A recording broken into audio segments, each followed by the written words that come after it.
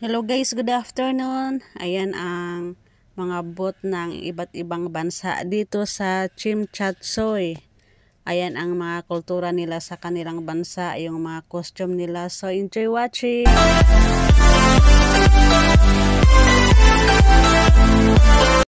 Ayan yung bansang Kuwait dyan ang nakalagay. Ayan, maraming nagpa-picture dyan sa staff nila or hindi ko alam kung ano dyan, basta dyan siya nakatayo o iba naman ang yung costume kasi niya, kumbaga nagagandahan sila kaya nagpa-picture sila. Ayan okay naman siya. Ayan ang gaganda ng mga damit nila. Ayon, ang daming nagpa-picture sa friends yata or ano yan, yung mga sa consulate ng Kuwait.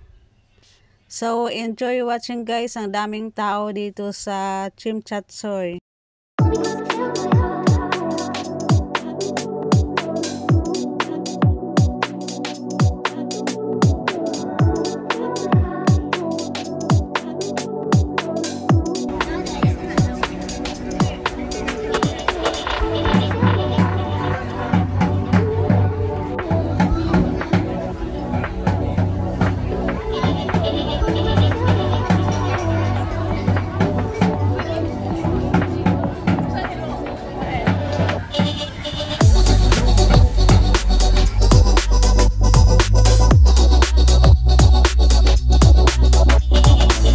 Hello guys, good afternoon. Ayan ang view dito sa Chimchatsoy.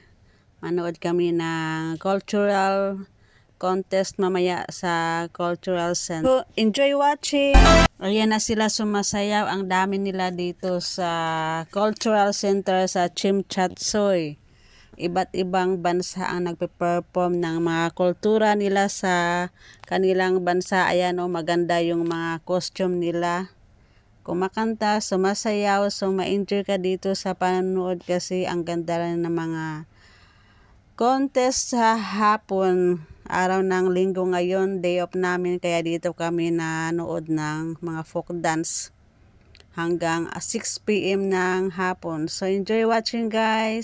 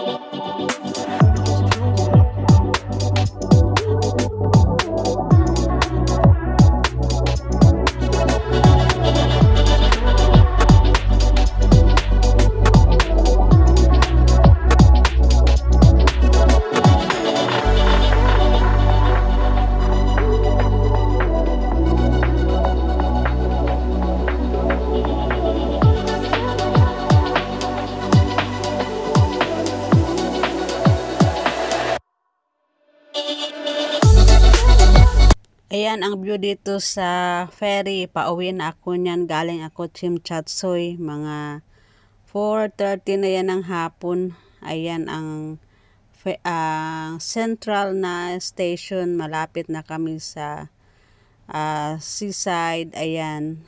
Padaong na yung ferry. Ayan ang restaurant na Huggies Barko. Maraming tao yan pag Sunday. Ayan siguro sila nagdi-dinner. Ayan, maalon sa dagat. Malakas ang hangin ngayon kasi sabi nila meron daw Typhoon 1 na bagyo.